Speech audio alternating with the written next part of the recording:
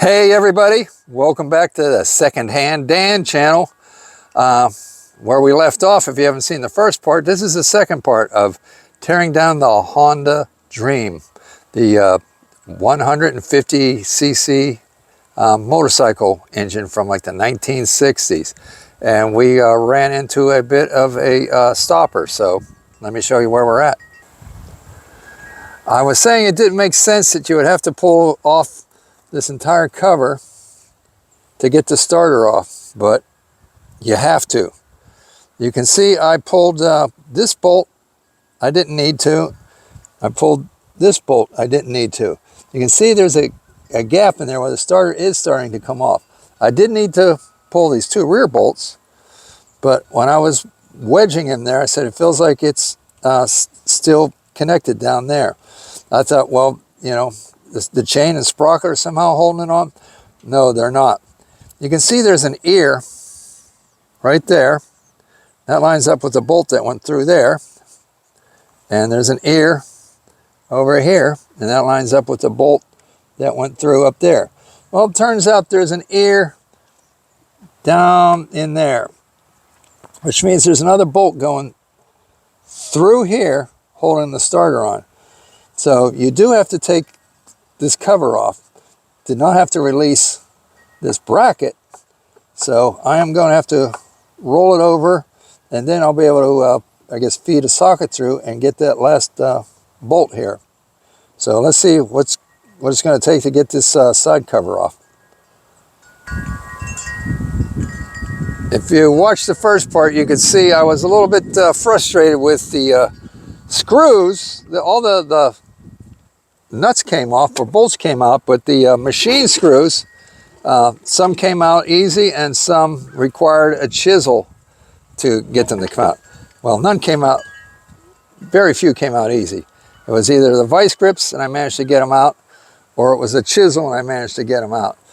So I have at least 1, 2, 3. Well, that's not a bad amount to have to work with, but I will have to take this shift lever off to get the cover off so as to get to the starter bolt.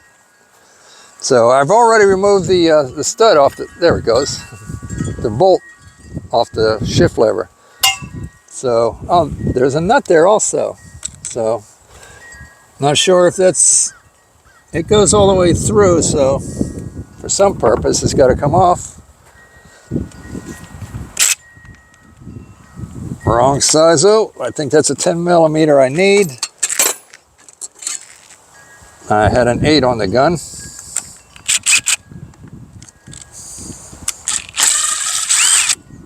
Easy peasy. And that, I don't know what that was holding on, but it went through. There was another part in there. Here it is. This little fork thing, which was clamping down on something. Maybe we'll figure it out when I get that far into it. So let's try something really crazy here. Instead of putting the impact gun, why don't I just try a big Phillips screwdriver? Maybe that'll work. Maybe the impact gun, the bit's a little bit on the small side and it's tearing up the threads. Not that I have a whole lot of choice of Phillips screwdrivers here, but it can't hurt to try, right? What's this? Nope.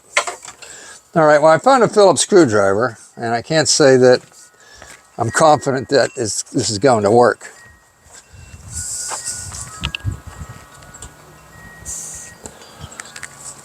I don't know, the amount of play there, let me just, no, that ain't gonna work. All right, I think we're back to using the impact bit.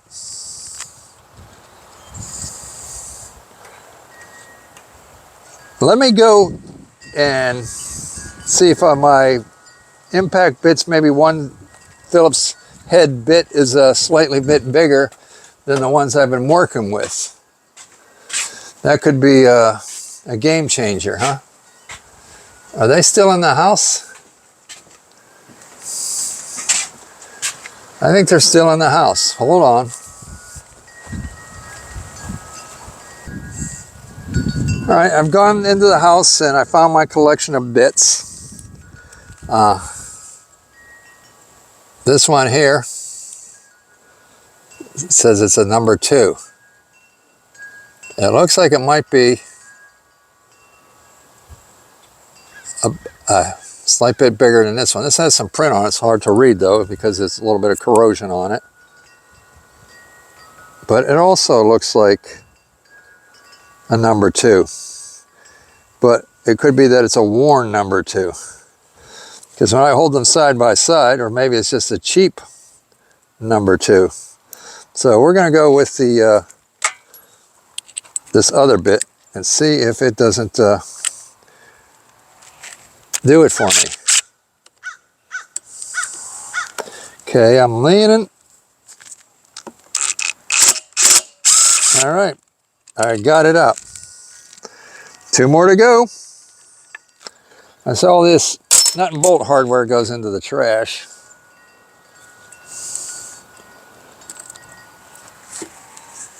Leaning and squeezing and hugging. Okay, got another one out.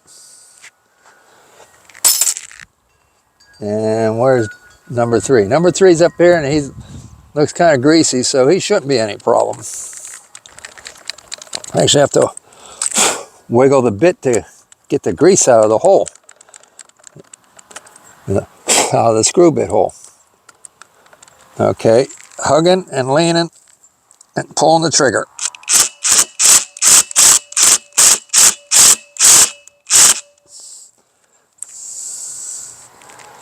Huh. I thought I saw it turn a hair. That don't make sense. It's the greasy one. Why isn't it coming up? Well, let me tighten it up. Loosen it. There it goes. All right. We definitely put some burrs on that screw, but it came out. Now, I believe that's all that was holding it on, was those 3. Well, it'd be more than that, but I already did some earlier. The ones by the starter, counting the one I had to drill out also.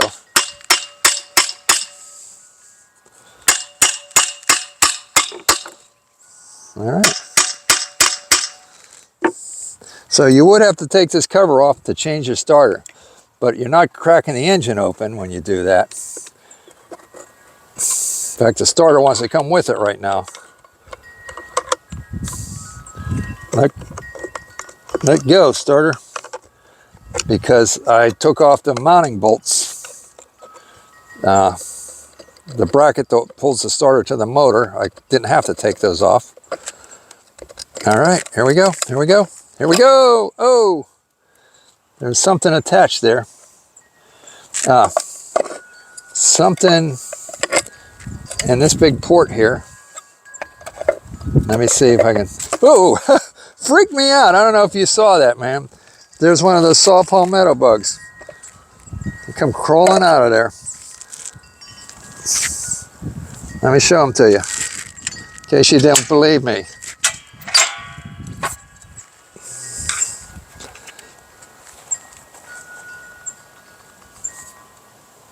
Looks like a giant roach.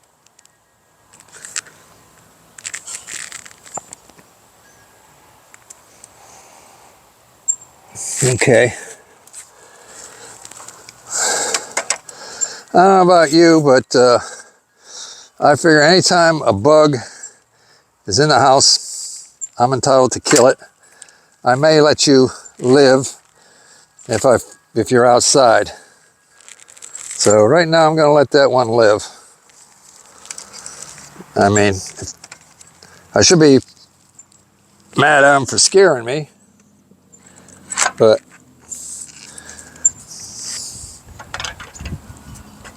clamping the crammer down again. Okay. I got this big plug here. Oh, okay, it's coming. Well, it turned.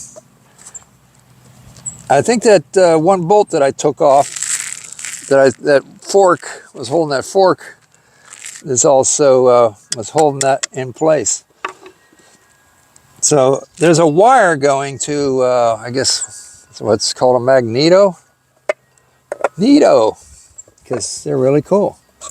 So I'm not sure if magneto's got a resale value on it or not.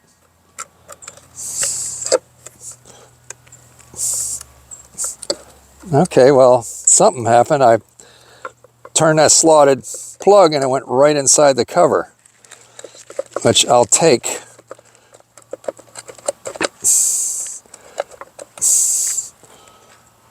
That is weird. Oh, that's why the fork keeps it from drifting in.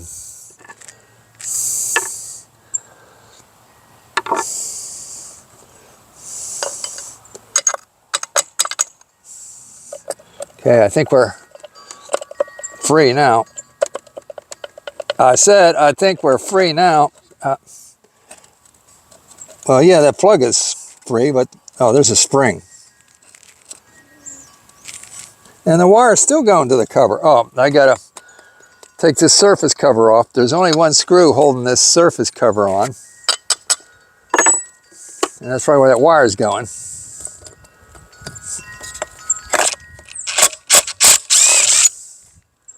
Yeah, it goes up to the points condenser.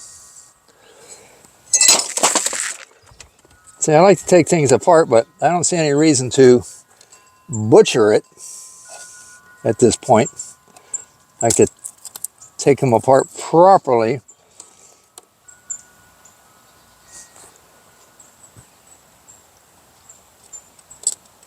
Oh, okay. You push down on the spring and it releases the wire. Now there's another spring. I'm not even sure what that does. I think it's for setting. I'm guessing. It's very greasy.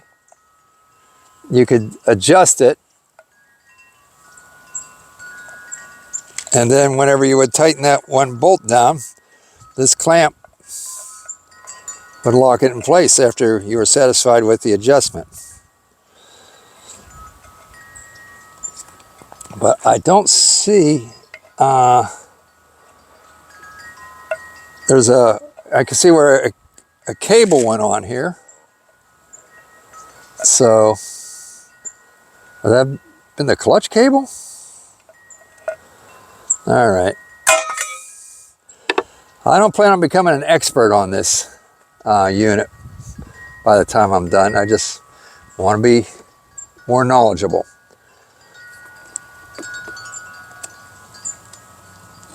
Okay, there's the last bolt that was holding the starter in place. This still should have been mounted to the motor if you were just after the starter. And there goes another bug. He was a lot smaller, so he ain't worth putting on camera. So, all right, well, I can leave that together. Let me take this cut off stud. Maybe I'll go ahead and put the starter bolts back in because, you know, if the starter is worth anything, it might be even worth more with the bracket on it. It's kind of like when I sold the Craftsman motor. Well, I could have sold it down to the bare motor, but I figured, why not leave the wiring harness on it?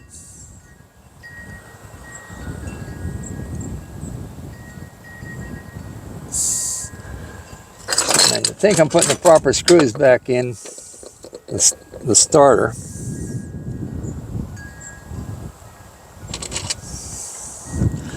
Like I say, they're a little bit boogered up, but I guess they can keep them as a point of reference. Unless it was these nuts, bolts, I don't know.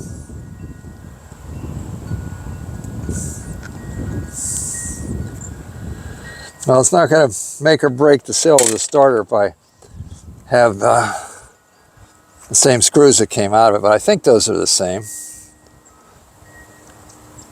Now, if I was to take that last screw out there, this would lift off. Except you have to take the gear off first. There's a C-clip. Okay. And there's a tag on this.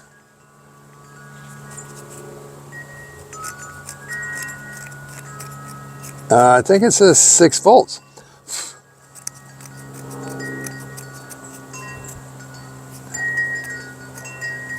That might be a good thing to know, because I don't know if my charger goes down to 6 volts, and I wouldn't want to burn it up just as I find out it's worth something.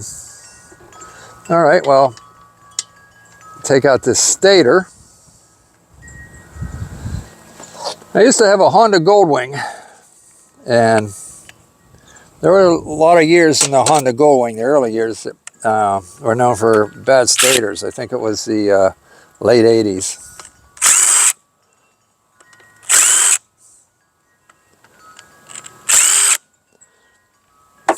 Oh, I know that because I used to participate in a Honda Goldwing group, and that was one of the topics that seemed to come up with the other people that owned them.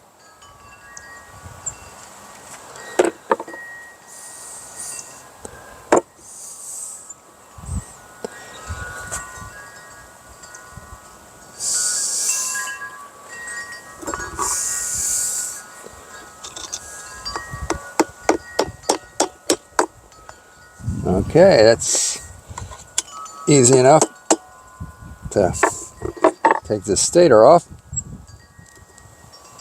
You can feel the magnets sticking to the armature.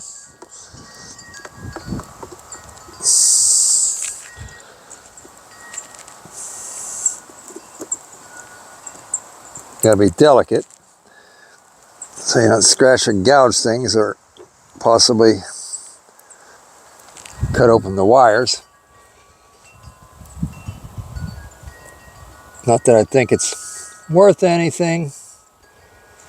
I think not. That looks like I can see bare copper where there normally wouldn't be bare copper, although I don't think that copper was necessarily, even in its bare state, it probably still might have a varnish insulation on it, but if it was double insulated, I don't have to see another one online to compare it. But it's still held on. There we go, another Phillips screw bit.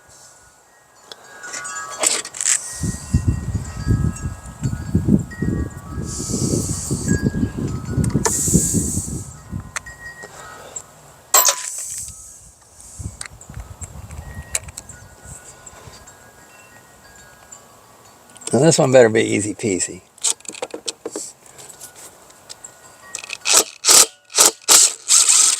There we go. I mean, that would have been difficult with just a regular screwdriver, but because I was able to lean on it,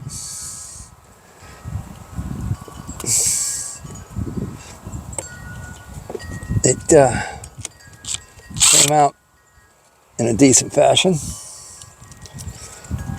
Is it not out yet? There we go. Then here's the stator.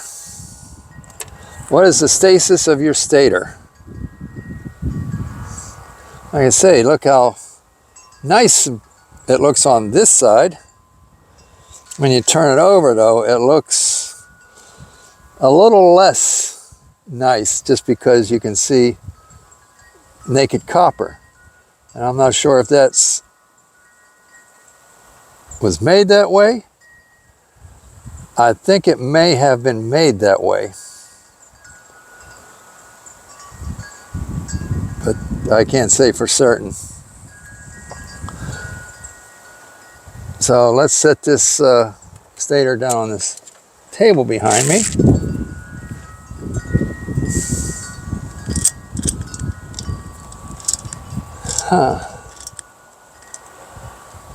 See, now this chain freewheels one way, and when I go the other way, it grips. So that's called that's a one-way clutch. So when you go to start it, it will crank it. And there's a good possibility that these pistons are vulcanized to the cylinders inside, but We're going to see how far we can get before that becomes an issue.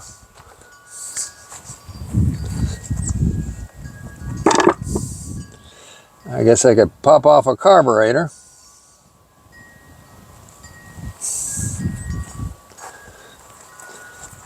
Now it looks like it's going to take a wrench though to get the carburetor off. I think one nut's already off the carburetor, so what is it, maybe 10 mil? Oh. My 18-volt DeWalt just took a dive off the table. No harm done. Okay, that's I just grabbed the 9. Didn't see the size as I was grabbing, or I would have grabbed for a 10 first. It is a 10, okay.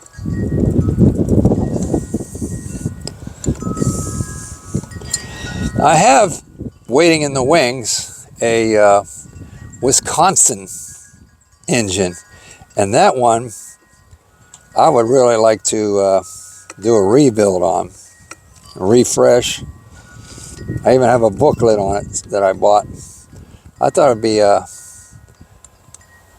serious project, but not so serious that it would break me, or financially or mentally. It just would take a little more time and effort, you know. It would be anywhere from a week to 3 weeks, depending on how often I work on it. What's cool about it is it has a built-in gear reduction. First time I ever heard of Wisconsin was back in the, as far as engines, I definitely heard of the place back when I was in my single digits.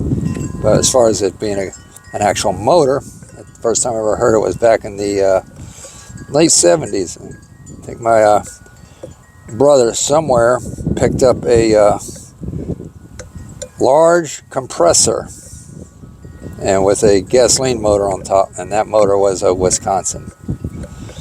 And it was his hopes to get that compressor up and running. He fudged with it, and I think he got as far as repainting a couple of parts on it, but he never rebuilt the engine. Probably a good thing too, because old compressors can be dangerous. They can kill you if you don't know. The tanks will literally blow up like a bomb. I know I've seen at least one video on YouTube where it blew up and the shrapnel about cut the guy's legs off. So there might be a means to inspect them before you go ahead and rely on them. But we were young, we wouldn't have known. We would have just said, the heck with it. Because I think when he got it, it even had water in it, so that's not good. So hey, Lord Almighty was looking out for us. He bought an electric motor to make it run electric rather than on a gasoline motor. And he was eager to buy the motor, and not knowing, he bought a 3-phase motor because it was a deal, I think, at the mom and pop hardware store. I don't know why they had a 3-phase motor. That's not typically something you get at the hardware store, but that was not going to work anyway. So, long story short, I think he ended up storing it for like 20 years. He had moved away, and it was in my parents' basement. So I took it to the scrapyard. I don't know if he holds a grudge over that or not, but my mom wanted it out of there, and 20 years, dude. All right, carburetor. The choke valve still functions. It's got a little whoop, up and down. Instead of a butterfly, it's got a door that goes up and down. All right. I mean, I'll look into it. I doubt it's got any worth.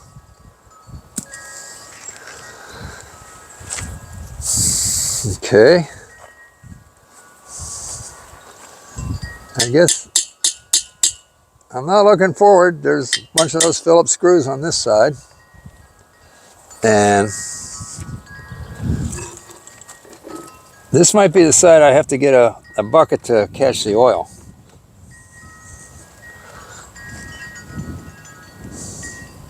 So we had a little drainage here. There's about 2 tablespoons on the workbench here.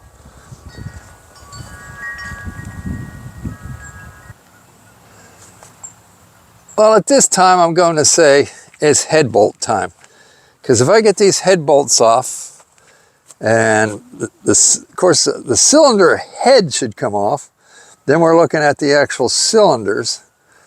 So, and nothing's going to come out when I take the head off. So I need something to prop this up.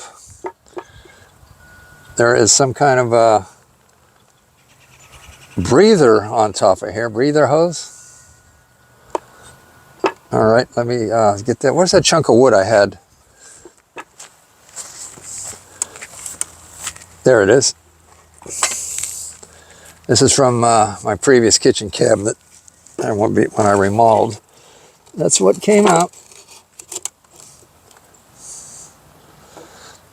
Okay.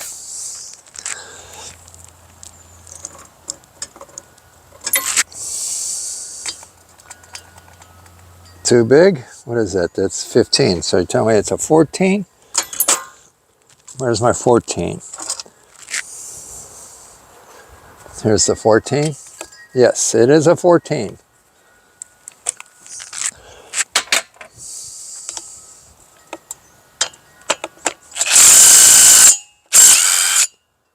Voila. Now this is the 3/8 drive gun. I do have the 1/2 inch to this if I have to pull out that. But right now, this is doing it.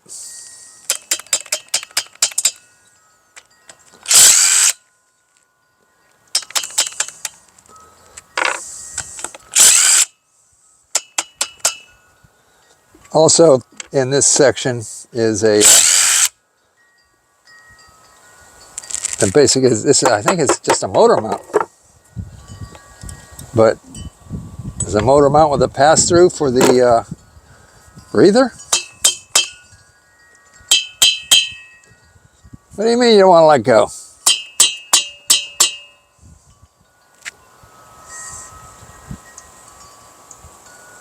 That should have about jumped off of there. All right. I think I'll get medieval on you. There it goes. I got washers flying everywhere. Don't like to leave the hardware on the lawn. Especially if it was a screw, it could end up in my tire. Okay. I guess it was gasket stuck.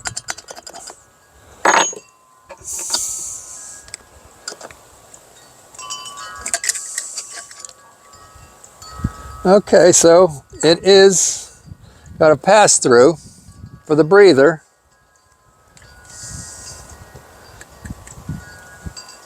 Is there some kind of gasket on here yet? And it's also a motor mount.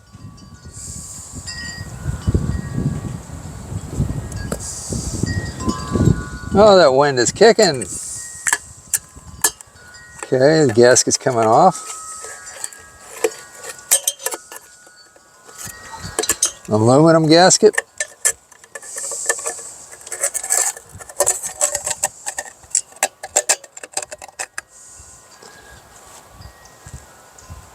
And that's covering, let's get you in here.